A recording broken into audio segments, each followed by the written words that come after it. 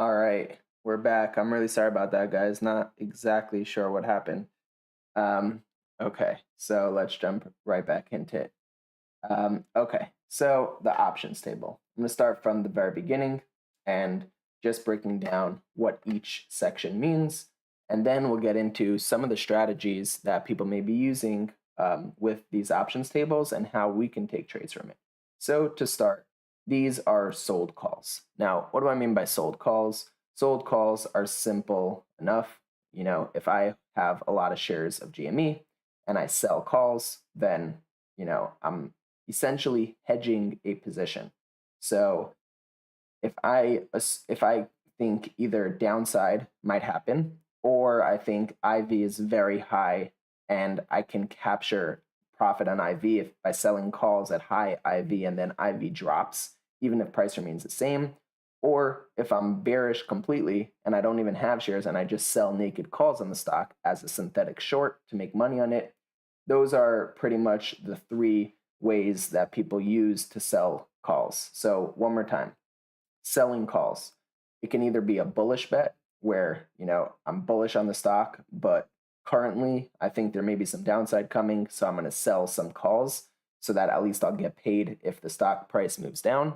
The second thing would be IV is very high right now, and I'm looking to profit off of IV moving back down at some point in the future, a reversion to the mean.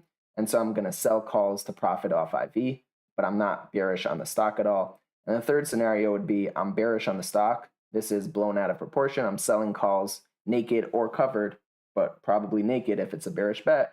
And I think the stock price will go down and the calls will expire worthless. So that's essentially, the three types of selling calls. So long out the money calls is simply somebody selling calls. Now let's go to out the money short calls. So again, short calls is people like me and you or institutions or funds buying calls on a stock. Now this could be for a couple of reasons. One, I'm bullish on the stock. I think the price is going higher. Two, I just took a huge short position on the stock, but I want some hedging just in case price moves higher. So I'm going to buy some calls to hedge my short position.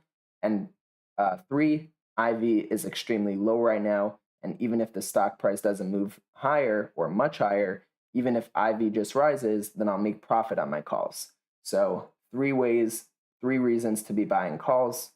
Basic reasons. One, you think there's going to be an increase in IV.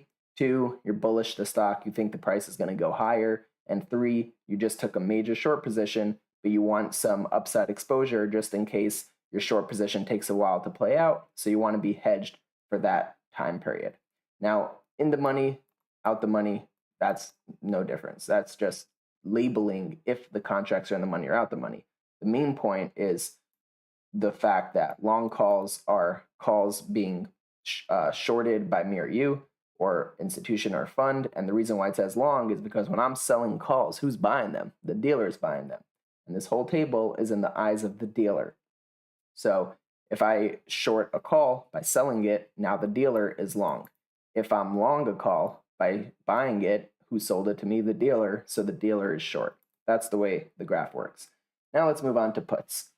Long out the money puts is me selling a put, or institutions or funds or you guys selling puts. And there's a couple of reasons to sell puts.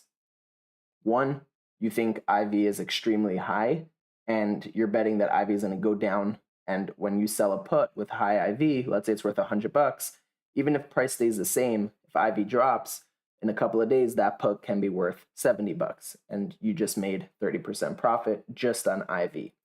The second reason to sell puts is if you think that this is a huge bottom, and by selling puts, if the price moves higher, then the puts will go down in value slowly over time. Third reason to sell puts is, if you took a bearish position, if you are short the stock, then that can be a nice way to hedge your position. So for example, if a stock price is at $22 and I sell the $19 calls, the $19 puts, and I think I just confused myself. That's my bad. Okay, scratch the last part that I said. So again, selling puts can either be to profit off IV, or if you think that it's a significant bottom. And the price will rise, hence the puts will go down in value. Now, the last part is buying puts. If I buy a put, who sold them to me? The dealer. So the dealer is now short those puts.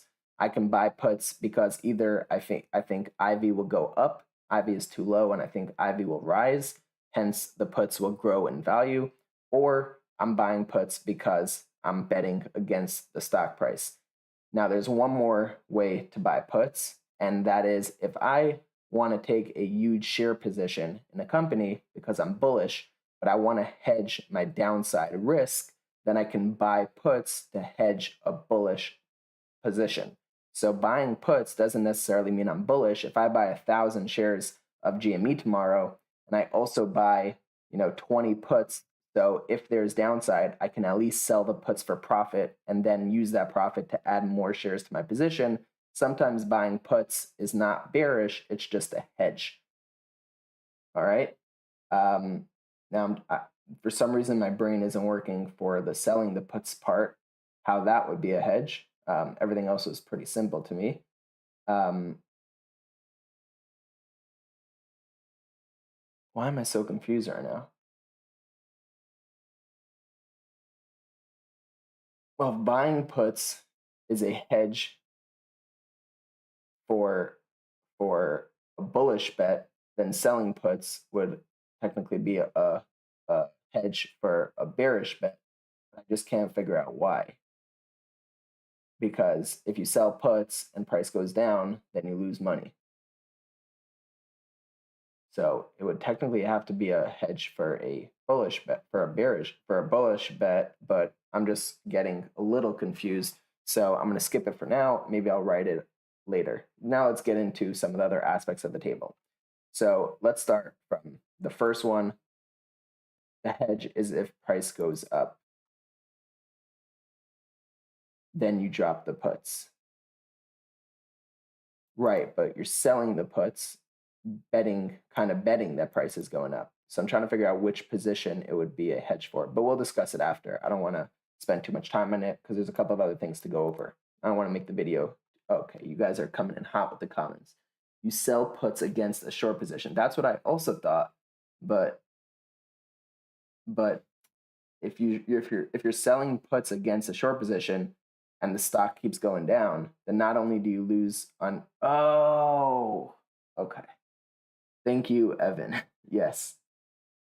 If I'm short and I sell puts, that will be my hedge because as price goes down, yes, maybe my sold puts aren't working out too well for me, but at least my short is working. Thank you guys. I don't know what that was. That was a complete mind block on my part. Sometimes I can get a drop confusing, but I appreciate you guys helping out. All right, so now let's jump into these three data points. So the first one is the percentage increase over the last 1 day. So in the past 1 day, there was a 125% increase in sold calls. In the past 5 days, on average, every single day of those 5 days, the average amount of sold calls per day was 43. Moving on to the last table, the average amount of sold calls in the past 10 days was 72. Now, again, we can see that here. In the past 10 days, every day, there was about 133% increase in buying calls. So someone is, you would say decently bullish. Then in the past 5 days, there was a 56% increase per day in buying calls. But we see that yesterday, 26% of all of these bought calls were closed out. So not all of them, but 26% of them. Now, it could also mean that it doesn't necessarily mean that they were closed out. It could also mean they moved to in the money. And to know if they were closed out or if they moved to in the money, you see if there's a decrease here, is there also a decrease here? Or is there an increase in the money? So meaning if price moved higher, if I buy a $125 call, then it'll show up here. But the next day, if price moves from 124 to 126, my 125 call is now in the money. So it'll move over to the in the money table. So let's just check MARA real quick. mRNA, sorry. So on the daily time frame, we can see that over the course of yesterday, price went up, over 125. So for mRNA, it looks like these calls weren't closed out, but rather they just went in the money. Now, moving over to the puts, same thing. Over the past 10 days, we can clearly see a large increase in sold puts. Now, you guys are probably all wondering, what is the whole deal about sold puts? Why is it so important? Why does that affect the price? And the answer to that is a little too long for a video, but I will link the the DLP primer for you guys. If you want, I could read it to you all, but I'm just going to link it for you guys to read it after. Now, listen, it'll be hard to get through all of this, but trust me, it's well worth it. So I would hope you guys spend the time to do that. So let's go back to coin. Sorry, we were on mRNA. So again, lots of put selling happening over the past 10 days, lots of it. Now, usually, you'll see price start to increase at some point while the put selling is going on. So let's say it started about 10 days ago and it's still been going on and it's still been going on. None of them closed out. So let's see mRNA. If we go back 10 days, 1, 2, 3, 4, 5, 6, 7, 8, 9, 10. It looks like the majority of the put selling started at 118. Now price is at 124. So that is a $6 or $7 move to the upside. And throughout this entire time, not only have they taken the profit on their sold puts that they sold down here, and I'm sure they're in plenty of profit right now, but they've actually been adding to their sold puts. They just keep buying sold puts. I mean, they just keep selling these puts. So what does that tell you about future price action? And this is, really the main point of the lesson, and what I really want to drill across to everybody so that people finally start understanding about the sold puts is that the sold puts will usually lead to upside until they're closed out. If there hasn't been upside yet, that doesn't mean it's not going to happen. You just have to keep checking the reports every night to see if they close them. If they close them, then they either took the loss and ran, or they took the gain and they ran. Now, it's kind of surprising that they didn't take the gain and run because they're up so much from when they started selling these. They started selling them all the way back at 118. It would only make sense to me that the reason why they're still selling them and the reason why they haven't bought them back is because they're still very confident in more upside to come. So what does that tell me about my position? Well, I'm taking a look at mRNA right now, and I see a couple of interesting things. For one, I can see that there was some severe bullish divergence while price was moving down. So I see price moving down to the downside, obviously, and I see daily velocity not totally telling a different story. The story that it's telling is that, the dip is being bought, otherwise daily velocity would be getting worse. So I'll go over to the weekly velocity now. And the weekly velocity shows, some bullish divergences, because here was the most extreme print to the downside. That happened all the way here, and then price made 1, 2, and maybe you want to call it 3, but really 2 new consecutive lows without velocity making a new extreme print to the downside. And as you all know by now, or at least I hope you do, this is bullish weekly divergence. And we could probably count it as 1, maybe if you want to go 2, 3, but I would just count it as 2. Now with 2 daily divergences, now we see that the hourly trigger has crossed above the daily trigger. With 2 bullish weekly divergences, there's about a 66% chance that price can move all the way up to the weekly trigger. So now suddenly it kind of makes sense why they haven't closed their puts, and if anything, why they keep selling puts. Now, obviously, we'll have to check the report tonight for confirmation, but it could very well be because they're expecting price to move up to the weekly trigger. So everything in context, guys. You will learn how to put everything together, but just understand that everything has to be in context. Sometimes you'll see sold puts, but the trigger setup looks nasty and price will actually still explode to the upside. And sometimes you'll see sold puts and triggers will look nasty and there won't be upside. But when you see a setup where there's a lot of selling puts, and even without the put selling, we would kind of have an assumption that price can very easily get here. That's when it clicks and you say, okay, now I see why the put sellers are selling puts. We have to do a bit more due diligence than just saying sold puts, I'm going long. We have to try to give a reason why they would be selling puts. What could be a bullish thesis here? Because otherwise it can just be a hedge for a short position, or it can just be an IV play capitalizing off high IV and then buying them back when IV falls. Now, yes, most of the time we see sold puts, price tends to go up, but it is always worth it to do our due diligence. And so in this scenario where we see a nice bullish trigger cross, 2 bullish weekly divergences, and an air pocket up to the weekly trigger, until these sold puts closed, I would be comfortable with taking a position trying to hit the monthly trigger, trying to hit the weekly trigger. Now that we know that there's been plenty of put selling, we can go up to Voex and see what Voex is telling us. In this example, we see Voex trend has been moving very steadily to the upside ever since the beginning of May. So we go back to the beginning of May here.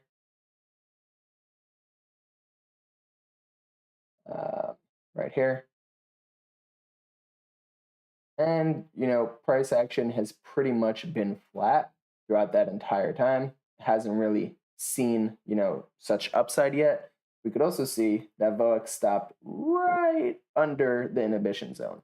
So it basically cut right before the point where it could have led to explosive upside. Now, we can check the reports tonight. We'll see if Voex actually moved into the inhibition zone or not.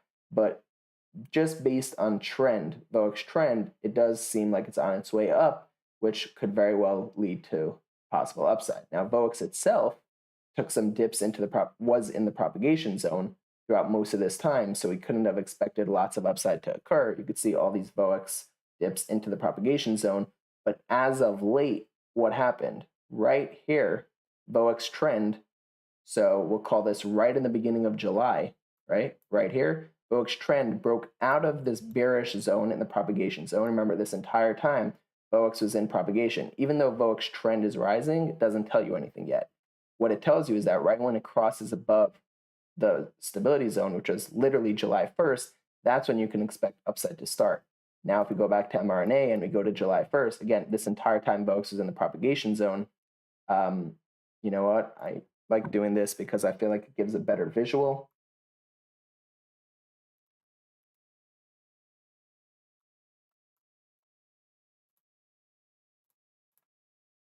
Bear with me, guys.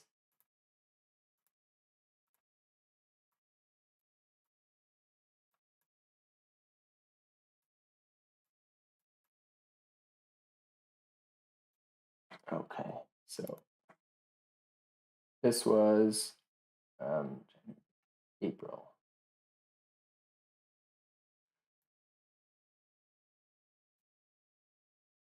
Okay, so we can see Voex rose into the inhibition zone right here, and that led to a nice price increase. You can see in the background. Then Voex trend cracked into stability, and Voex itself, you can see, cracked into propagation right here. And you can see Voex itself in the propagation zone this entire time, and the effects of that was price pretty much moving down. Now, on July 1st, right here, now, obviously, this is not fit to scale. Here, I'll do a better one. 1 second. Let's start from January.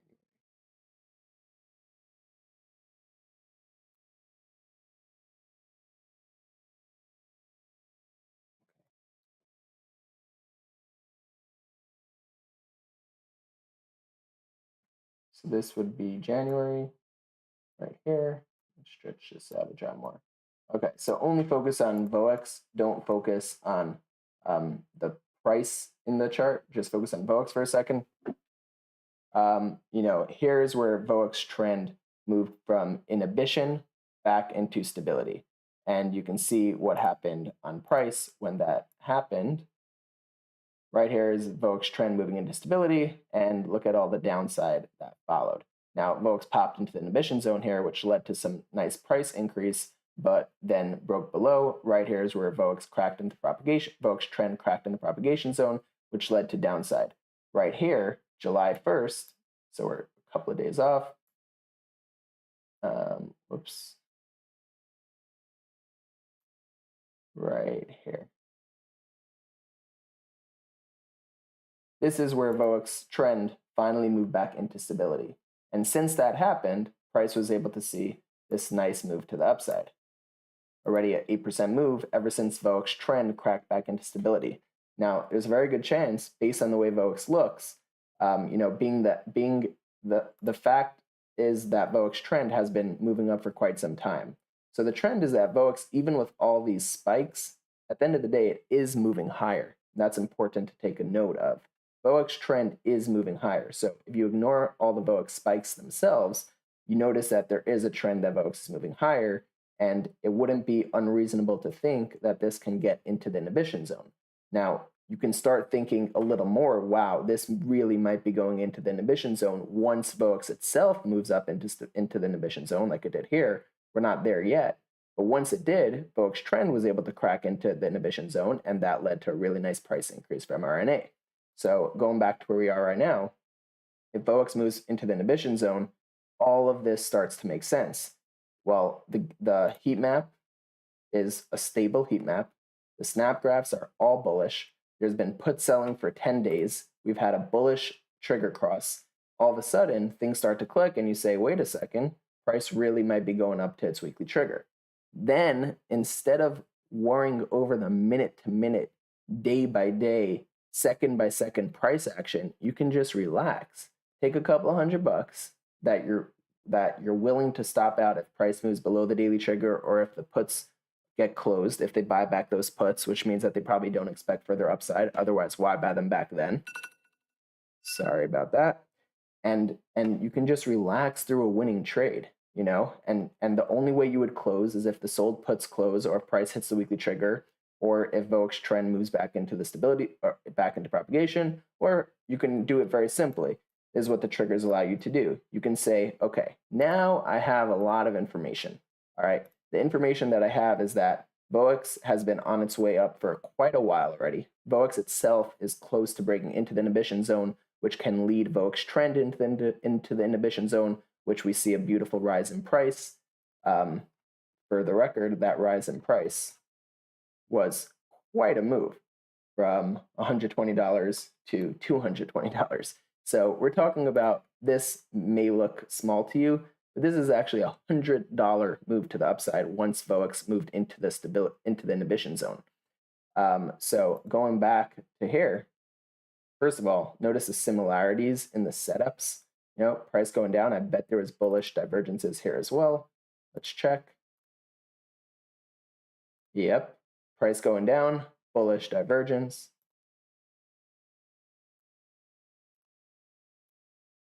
And then you get the trigger cross and a fake out, but the second trigger cross works and price moves to the weekly trigger.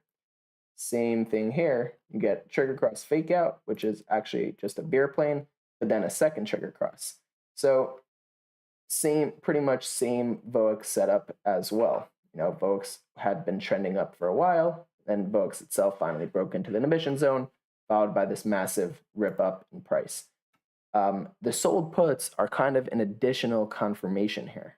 They kind of tell you that you're not crazy and you're not seeing things. And, there is a bull thesis here. That's what the sold puts do to help confirm. So potentially, based on Voex today, it may not be a bad play to be long mRNA, at least until the sold puts closed out, which you can monitor every single day.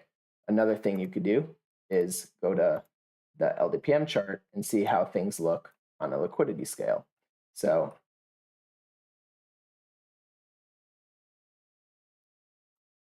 take away the 5-minute and the 15-minute just to help clear up the chart.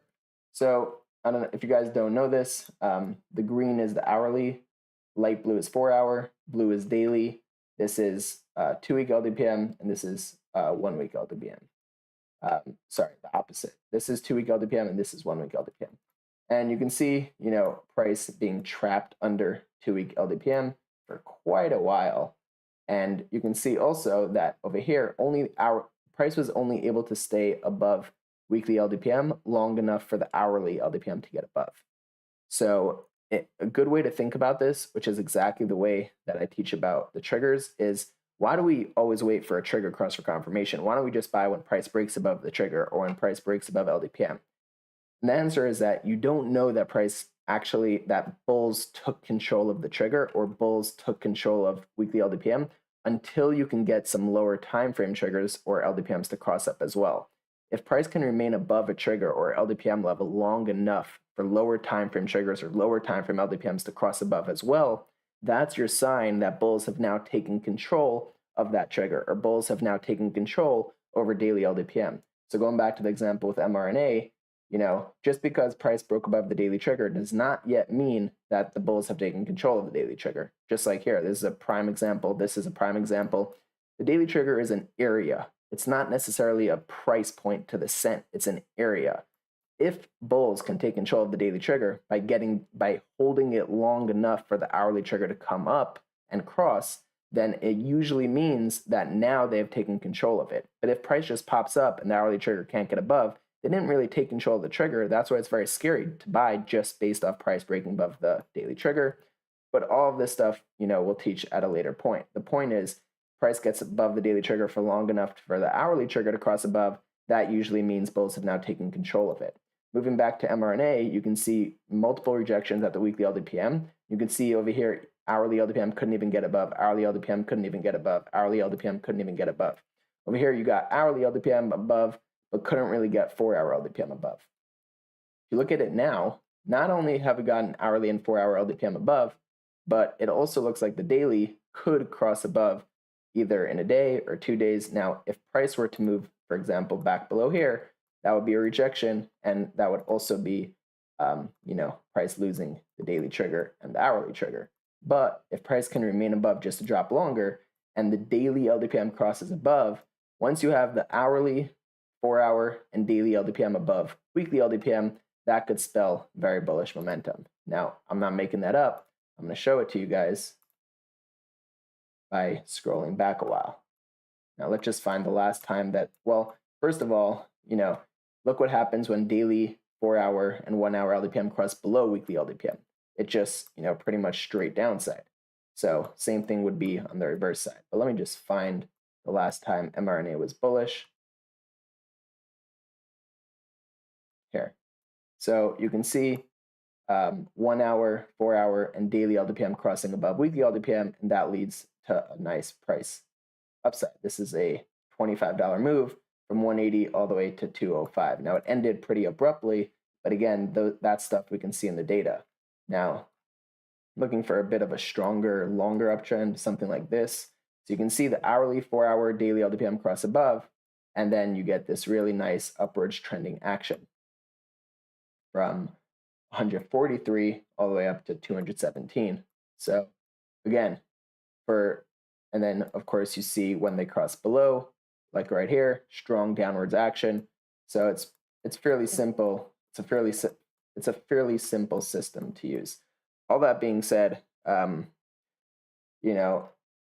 this play has potential, but that's not really the main focus of the lesson. The main focus of the lesson is just when we see sold puts, which is pretty much the thing that we'll use the most when we look at the options table, try to see what they're betting for. Try to see if you can put it up on the triggers. Try to see if you can try to figure out their thesis as to why they're selling these puts.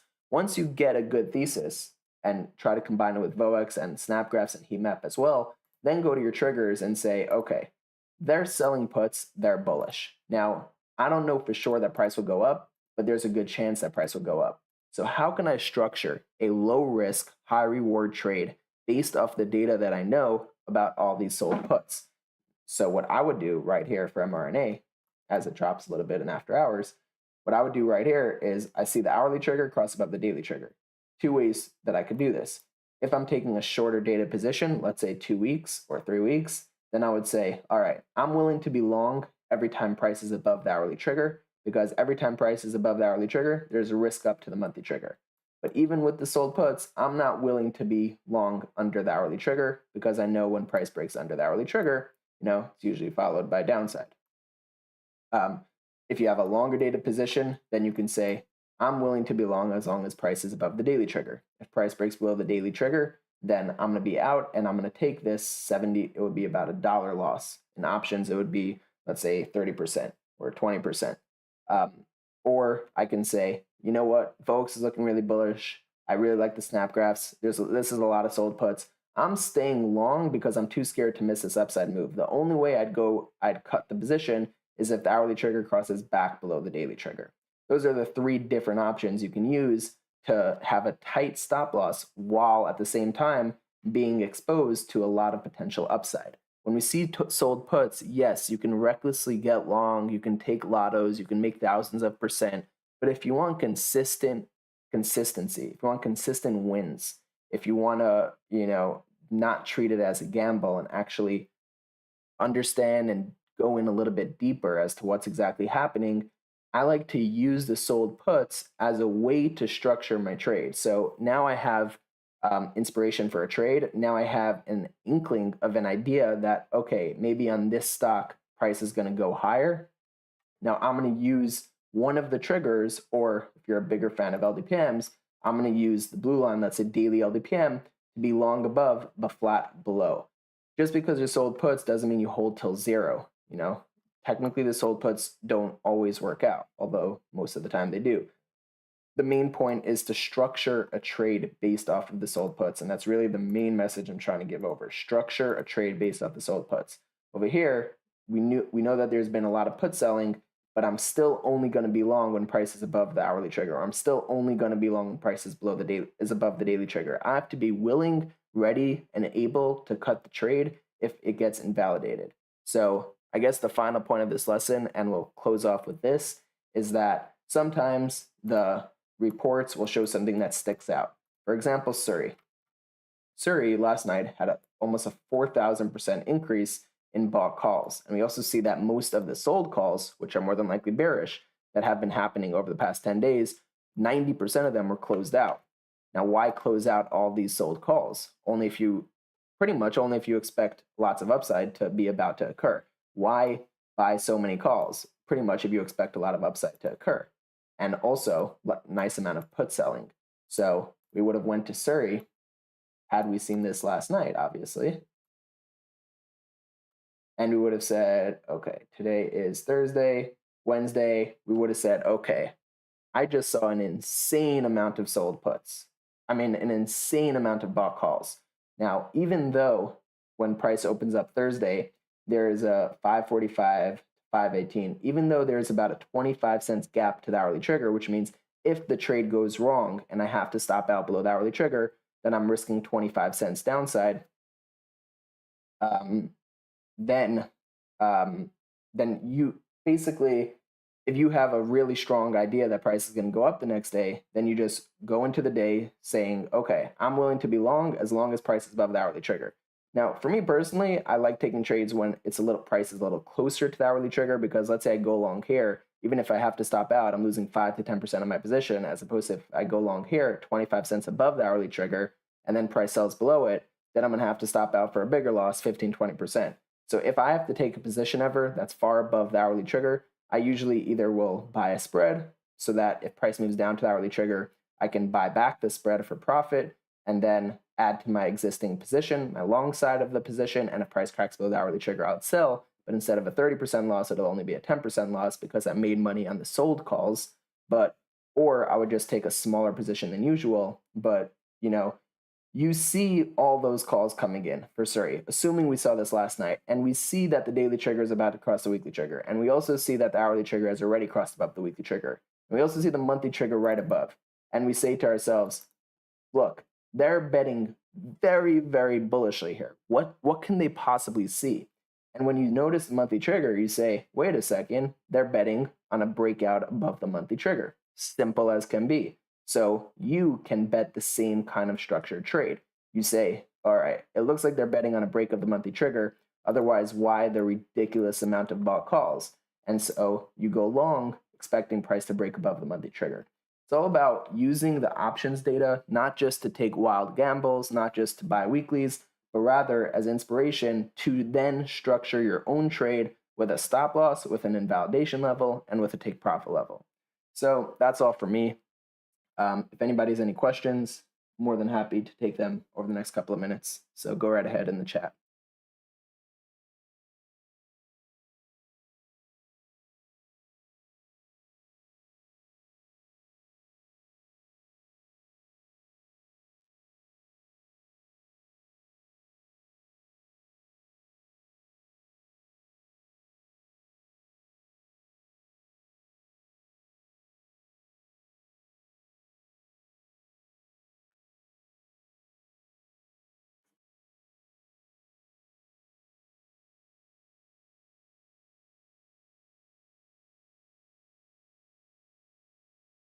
Any questions?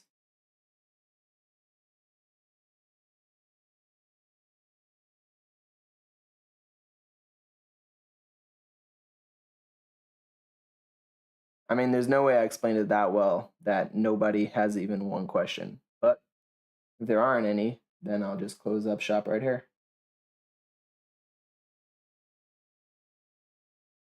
All right, listen, you can always ask in the Discord. Thank you, everybody, for joining. Really appreciate it. And see you guys next week, where we go over triggers and all the different trading strategies. If this week wasn't exciting for you, even if it was knowledgeable for you and educational, trust me, next week will be a lot more exciting. And the way we divided up the bootcamp was least exciting to most exciting, so that as time goes on, things get more and more fun as opposed to the opposite. So we now got all the deep dive stocks data out of the way. We now got most of the educational concepts and how we get a macro view of the stocks that we're trading before we dive into the live trading. And now, assuming everybody watches the videos, we should be set and ready to go in terms of the live trading, which is going to be a lot more fun to discuss and will be very insightful for a lot of you. And more than likely, after the next 3 weeks are over, you will be on your way to hitting trades at an extremely consistent rate. And even when you lose, very small losses. So very much looking forward to next week with you guys. And remember, there is going to be homework over the weekend. One thing for the homework, this may be hard for a lot of you guys, but please, instead of right away asking for questions or right away giving up, I've structured all the questions that they can be answered if you watch the videos. You may have to use your own intuition a little bit. It might not be super simple, but if you put in the work to try, even if you end up failing, but if you try, then your mind will open up a lot better than if you just immediately give up. And you'll see that by trying on the homeworks, you'll actually learn more than you and get a better understanding, way better than just watching the videos. So I look forward to seeing all your guys' answers, and we'll talk soon. Monday will be the next lesson.